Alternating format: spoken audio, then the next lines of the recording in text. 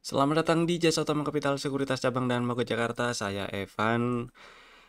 IHSG hari ini menguat 0,6%, tutup di 7079,91.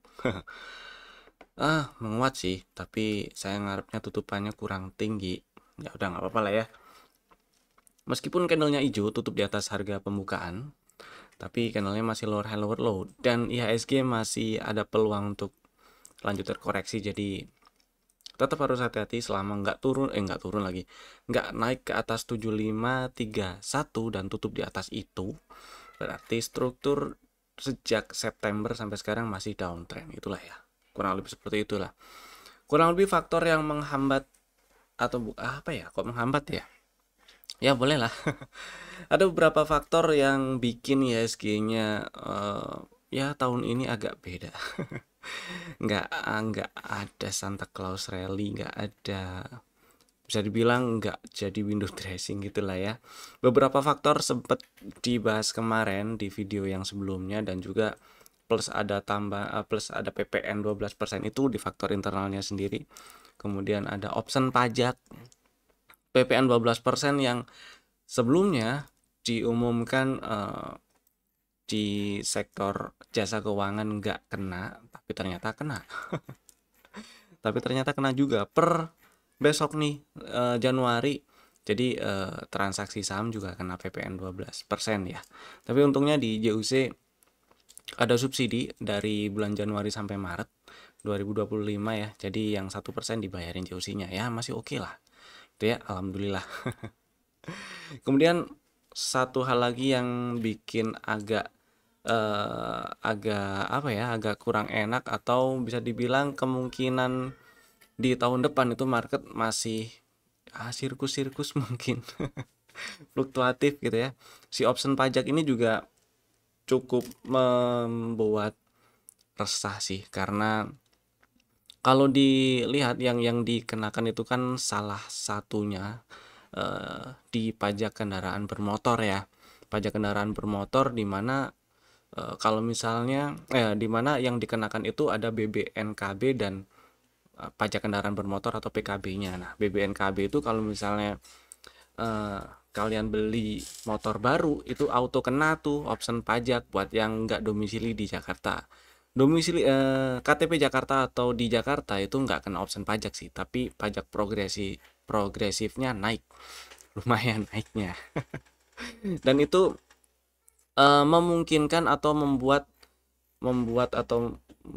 jadi lebih besar kemungkinannya di tahun depan penjualan kendaraan bermotor turun, karena salah satu faktor itu sih ya. Mudah-mudahan ada sesuatu lain yang bisa membuat atau memoles si option pajak ini sehingga nggak terlalu pengaruh signifikan ke misalnya penjualan motor kayak atau mobil. Karena yang kalau dilihat dari beberapa beberapa beberapa hal yang akan terjadi di tahun 2025, salah satunya pajak PPN naik, kemudian option pajak diberlakukan di tahun 2025, yang terdampak cukup signifikan itu kaum menengah dan ke bawah, dan bangsa sih, dan kendaraan bermotor yang relate dengan itu adalah motor. Jadi kita lihat nanti kalau penjualan motor terpengaruh cukup signifikan, berarti ya ada beberapa emiten yang mungkin dirugikan juga, atau enggak mungkin kata-kata yang lebih halus adalah beberapa emiten yang terdampak gitu ya. Beberapa emiten yang ada hubungannya dengan bisnis otomotif tentunya. Kurang lebih seperti itulah ya. Kemudian eh, apa yang harus diperhatikan, atau saham-saham apa yang lebih lebih enak untuk diperhatikan di tahun depan nih, menghadapi beberapa hal eh, yang kemungkinan membuat si pasar saham Indonesia juga ada gejolak, ada fluktuasi gitu ya, ada fluktuatif. Yang paling enak ngomongnya sih, maksudnya ngomongnya paling gampang itu ya perbankan.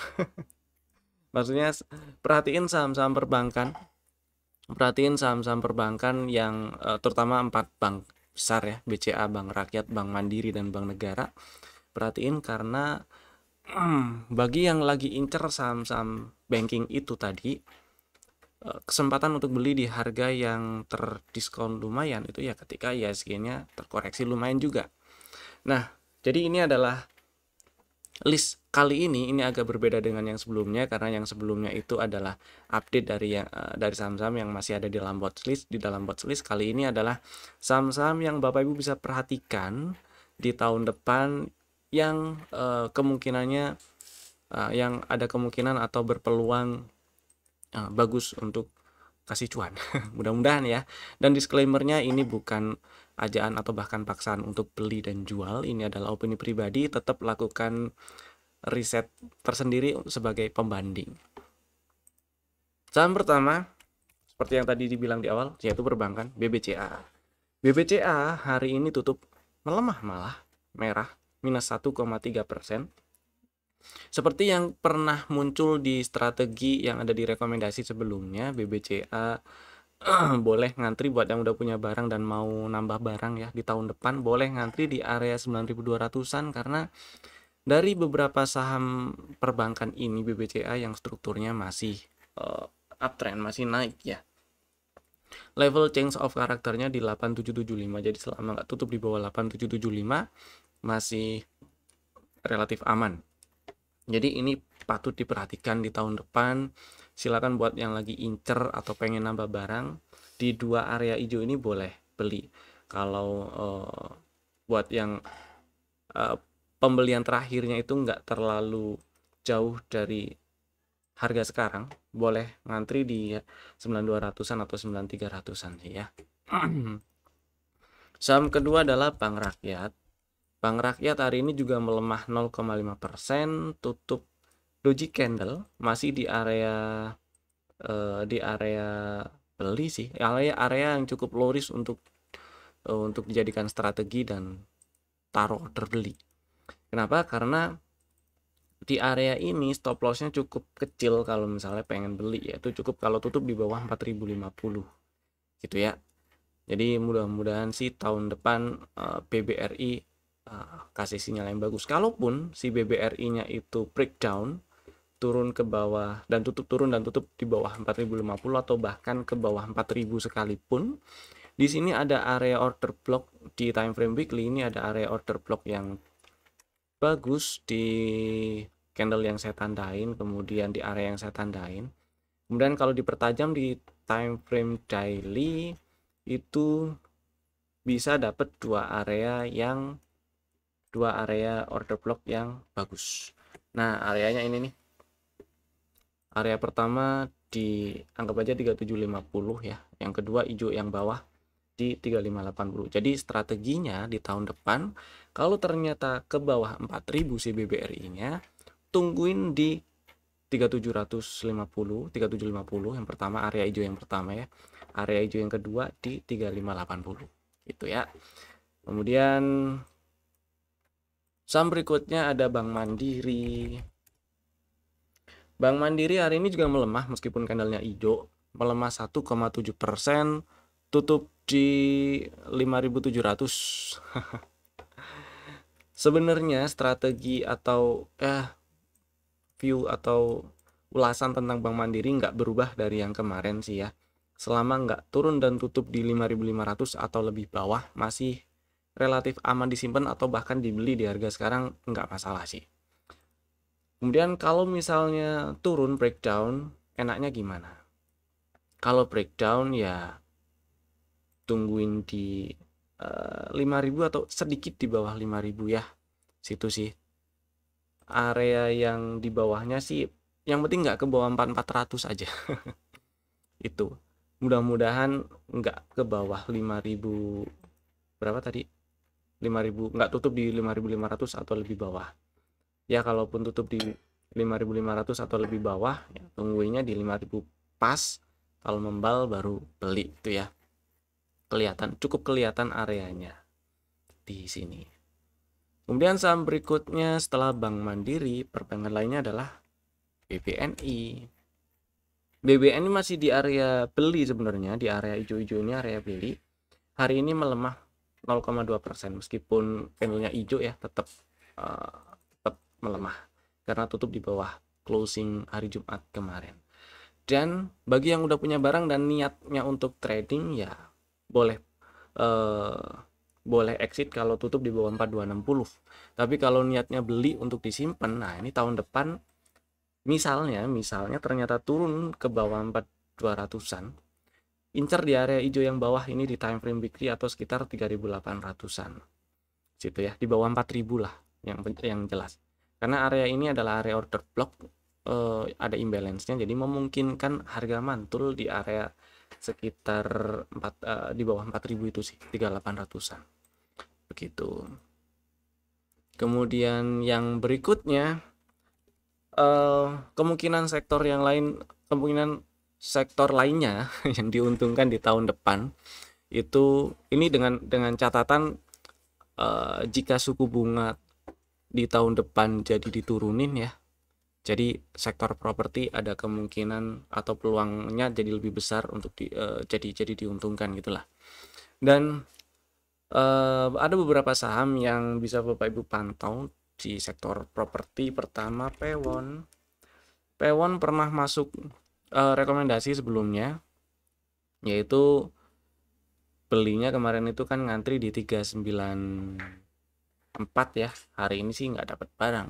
Buat yang belum punya barang dan minat silahkan, area 394, 392 dan 380 itu area beli. Stop lossnya ini jelas kalau tutup di bawah 366. Jadi Pewon diperhatikan selama nggak tutup di bawah 366 masih oke, karena di sini ada setup ya, setupnya di bulan Juli, di bulan Juli, dan nyampe target TP2 kemudian turun nyamperin pre-entry dan level entry-nya belum disamperin. Jadi 394 dan 380 itu adalah area belinya. Ya. Saham sektor properti berikutnya ada BSDE. BSDE kalau dilihat rasio marketnya ini bisa dibilang yang murah sih. Ya. BSDE bisa dibilang yang murah, dan kalau kita lihat teknikalnya di sini ada setup di bulan Juli juga, kemudian naik sampai ke target TP2 dan turun nyamperin level pre-entry. Level entry-nya belum disamperin. Saya sih ngarep turun bisa nyampe 910 atau 905 gitu ya. Karena di situ ada yang dikotakin hijau ini, ditandain warna hijau, ada order block spesial. Letaknya bersinggungan dengan level entry di Fibo-nya. Dan stop loss-nya ya kalau tutup di bawah 870. Jadi ini cukup menarik diperhatikan karena BSDE yang pertama salah satu sih, biar nggak berasumsi, kita lihat BSDE dan kita compare dengan yang lainnya ya. Kita lihat pairnya aja lah, pairnya 5. Murah sih dibandingkan dengan industri dan sektoral, jauh murah. Kemudian Pewon, dibandingkan dengan Pewon juga masih lebih murah si BSDE. Dibandingkan dengan CTRA juga masih lebih murah BSDE. Oke lah, fix ini yang murah BSDE. Dan buat yang pengen beli tujuannya untuk trading, perhatikan level 870. Jika tutup di bawah 870 itu adalah tanda atau sinyal untuk exit dulu aja gitu ya, karena memungkinkan untuk turun lebih dalam, ngetes area-area entry yang di bawahnya dari setup yang lebih besar, di mundur ke belakang yang lebih jauh gitulah di sebelumnya ya, memungkinkan ngetes area 750 740-an soalnya. Lanjut, berikutnya saham atau emiten yang diuntungkan lagi, yang kemungkinan diuntungkan di tahun depan karena lagi tren energi terbarukan ya. Jadi Pekio masih bisa dipantau. Si Pekio masih bisa dipantau. Kalau kita zoom out di sini ada area order block yang belum dites ya. Areanya itu ada di level 875 sampai 845. Beberapa hari sebelumnya sempat ada candle hijau gede, bullish engulfing, tapi belum ada setup yang benar-benar enak untuk dijadikan strategi. Kalaupun Bapak Ibu mau beli ya, stop lossnya kalau tutup di bawah 845. Saya lebih suka ini turun dulu ngetes sekitar 875 karena naiknya belum ambil inducement ya. Dan kalau kita zoom out, nah zoom out strukturnya turun dia. Gampang-gampangan lihat dia strukturnya turun. Ini ada break structure di sini. Waktu turun dan tutup atau breakdown 990 itu ada boss. Jadi strukturnya turun dan inducementnya di 1030. Jadi sebelum naik ke atas 1030 sementara ini, maka belum ada retracement yang dimulai, belum ada retracement yang enak untuk diambil peluangnya, dan setupnya juga belum ada yang enak juga sih. Jadi saya ngarep dia ngetes 875 dulu. Bapak Ibu mungkin bisa masukin ke dalam watchlist atau daftar pantauannya dulu aja. Kemudian yang berikutnya si PTBA. PTBA hari ini menguat 5%, tutup di 2750. Sebenarnya ini ada dominant break ya, dan ini rebound dari area beli juga sih sebenarnya. Di 2600 itu area belinya, 2590, 2600 itu area beli. Semoga bisa lancar OTW ke target full cycle yang belum di tes, yaitu 3270. Itu sih akan lebih enak kalau si PTBA berhasil naik ke atas 2860 gitu ya. Dan PTBA tercatat rutin bagi dividen juga, bagi dividen yang cukup gede juga, tercatat rutin bagi dividen dan cukup gede.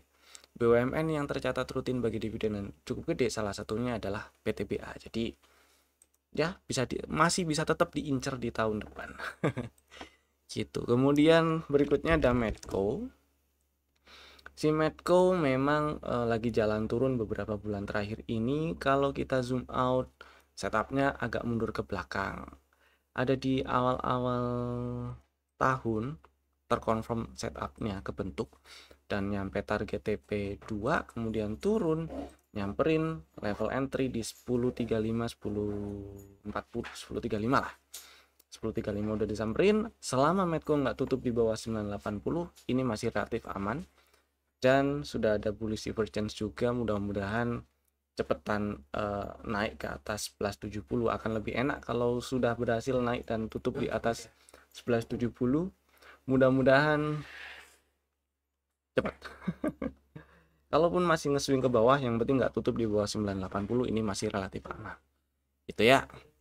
Dan ada requestan saham juga, ada request saham favorit yang pengen dibahas di sini juga. Jadi kalau Bapak Ibu pengen saham favoritnya dibahas, silahkan tulis di kolom komen di bawah, atau mau menyampaikan sesuatu juga boleh, atau mau ada yang ditanyakan juga boleh, langsung tulis aja di kolom komen di bawah. Saham yang ditanyain itu pertama NCKL, yang di request maksudnya. Oke, NCKL kita lihat strukturnya dulu. Dengan tutup di bawah 750 beberapa hari yang lalu, breakdown ke bawah 750 di tanggal 23 Desember, maka strukturnya ini turun. Aduh, nggak enak sih. Ini pullback di 1110, kemudian diambil. Otomatis low di 750 adalah low valid, kemudian di breakdown jadi high di sini. High di sini adalah high valid, dan ya sudah ada high valid dan sudah ada low valid, dan di breakdown otomatis ada boss. Boss break structure high di 1205 jadi high valid. Begitulah ya. Jadi untuk sementara ini saya belum lirik dulu sih NCKL. Memang beberapa hari ini inside bar, range inside bar yang 730 sampai 775. Dan kalau dilihat strukturnya, internalnya, inducementnya ini ada di sini nih. Ada di 875. Jadi selama nggak naik ke atas 875, belum ada retracement yang enak untuk dijadikan strategi, terutama buat yang pengen nge-swing ya.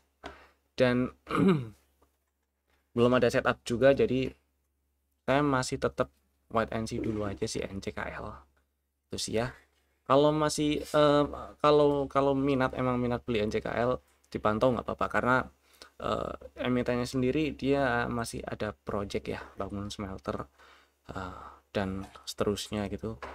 Bukan emiten yang jelek, tapi belum ada sentimen positif tambahan aja yang bikin market mau harganya naik gitu ya. Kemudian yang berikutnya ada Raja. Si Raja hari ini menguat 2,3%. Kurang lebih sih pertanyaannya Raja ini yang nanya sih. Maksudnya pertanyaannya adalah kalau beli di mana dan strateginya kayak gimana? Beli, stop loss, dan take profitnya kayak gimana? Oke. Kita lihat strukturnya dulu. Strukturnya si Raja ini dia masih uptrend jelas. Kemudian pullback terakhir sebagai inducement masih di 1995. Jadi selama enggak turun ke bawah 1995, maka peluang atau kemungkinan untuk ke atas 2940 atau lanjut uptrend masih lebih besar gitu ya. Apalagi kemarin area imbalance di kotak hijau yang paling atas ini belum di breakdown, cuma ditembus buntut aja, jadi nggak di breakdown pakai body gitu ya. Ini juga 2380 juga ditembus pakai shadow aja gitu ya. Buat yang misalnya punya barang di sekitaran 2,5 gitu ya, mempertimbangkan take profit atau pasang LIT sell trailing stop itu boleh sih di 2600, itu nggak masalah. Kalau misalnya baru mau beli, saya lebih pilih area beli yang lebih dekat dengan 1990 supaya stop lossnya nggak terlalu jauh. Di sini ada, kalau kita lihat perjalanan harganya, ini candle hijau meskipun inside bar ya, hijau terus merah, lanjut hijau lagi. Nah di area candle merah ini saya taruh order belinya kalau misalnya pengen banget beli Raja, misalnya di 2200 gitu ya. Stop lossnya di bawah 1995 dan targetnya siapa tahu nyampe 3000, ngebreak out 2940 lagi tentunya ya. Tapi yang jelas kalau ini turun ke bawah 2350 berarti kan ada zigzag lower high lower low nih. Sebenarnya agak kurang enak sih. Jadi peluang atau kemungkinan yang lebih dekat itu bikin sideways malah gitu sih ya. Malah bikin sideways dengan range entah ntar bawahnya berapa, yang jelas jangan di bawah 1995 dan atasnya 2940. Kalau ini turunnya ke bawah 2350. Jadi strategi yang lebih dekat dengan harga sekarang adalah belinya di sekitar 2,5, stop lossnya di bawah 2350. Saya nggak bilang itu strategi dengan win rate yang tinggi, tapi kalau mau dicoba silakan. Dan misalnya disuruh pilih, saya lebih pilih area beli yang di bawah. Itu opini pribadi ya. Begitu. Oke, lanjut. Kita geser ke saham rekomendasi untuk tanggal 2 Januari atau dalam waktu dekat ke depannya. Ada 3 saham, Bapak Ibu bisa tambahkan lagi ke dalam watchlist jika belum ada, dan bisa langsung bikin ordernya sekarang juga menggunakan smart order dari Jasa Utama Capital Sekuritas. Saham pertama ada BNGA. BNGA kalau dilihat setupnya, ini ada setup sejak bulan Juli. Kemudian setelah ada setup, nyamperin level pullback di Fibo-nya, terus naik, belum sempet nyampe ke target TP2 ya di 2050-2060, cuman sekitar 2000-an, ngetes 2000-an lah, terus turun dia, ada pullback dan lanjut jalan turun. Kemudian belakangan ini nyamperin area entry, sekaligus ini ada area order block yang bagus, area order block bagus, dites area level entry juga, dan boleh dibeli sebenarnya. Ini juga ada dominant break juga sih, dominant break. Jadi strateginya Bapak Ibu yang minat beli BNGA silahkan ngantri di 1710 atau 1705, 1710 nggak apa-apa sih. Stop lossnya kalau tutup di bawah 1625 dan target TP1 ada di 1890, 1895 ya. TP2 di 2060 yang belum dites tuh. Kemudian saham kedua ada TAPG. Hari ini menguat 4,8%, mantul di area imbalance. Oke, mantul, sinyal rebound-nya sih oke dia TAPG ya. Dan bisa diperjuangkan. Karena gini, si TAPG kalau kita perhatikan lagi, ini candle merah terakhir waktu ngetes area imbalance ya. Ini doji, tutup nggak lebih rendah dari candle merah terakhir yang cenderung indecision. Inside bar juga. Kemudian ini ada candle hijaunya juga masih inside bar sih. Ini candle merah setelah candle hijau pertama kali muncul, dan candle hijau kedua hari ini tutup di atas candle hijau yang pertama kali muncul di tanggal 24. Kalau kita geser ke view-nya ke line chart, ini akan jadi zigzag higher high dan higher low. Sap gitu ya. Jadi ini salah satu tanda awal perubahan arah harga, tapi targetnya sih nggak terlalu banyak, sekitar 800.825 ya, 800.830 sekitar itu targetnya. Jadi Bapak Ibu yang minat silahkan ngantri dulu aja di 735, stop lossnya di bawah 700 dan targetnya itu tadi 800.825. Tapi kalau ternyata nyampe 800-an dulu sebelum nyamperin 735, dihapus aja order lainnya, apalagi yang pasang pakai GTC atau smart order yang lain ya. Berarti batal kalau nyampe 800 dulu tanpa turun dulu atau ngambil order beli di 735. Saham ketiga TPMA. Oke, TPMA. Si TPMA ini hari ini juga menguat 1,6%, tutup di 640, stop loss lagi. Candlenya higher low. Zigzagnya sih masih lower high lower low, zigzag swing harganya ya. Tapi kalau kita perhatikan lagi, ini candle dengan lowest close pertama, kemudian bikin lower high lower low tapi doji dan nggak bikin close yang lebih rendah.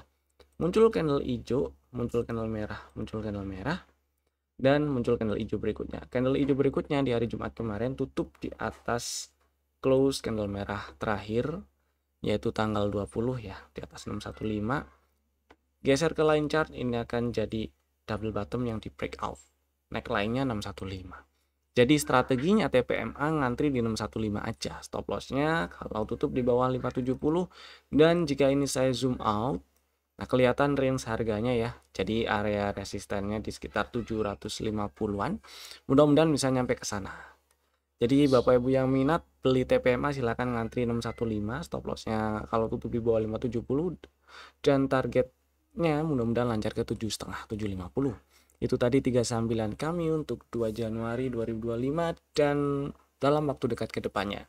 Mudah-mudahan Bapak Ibu merasa terbantu dengan video ini, dan kalau Bapak Ibu merasa video ini bermanfaat, silakan tekan tombol jempol ke atas dan share ke teman-teman yang lainnya juga supaya manfaatnya jadi lebih merata. Dan jangan lupa tekan tombol subscribe bagi yang belum, dan nyalakan juga tombol loncengnya biar nggak ketinggalan update video dari kami.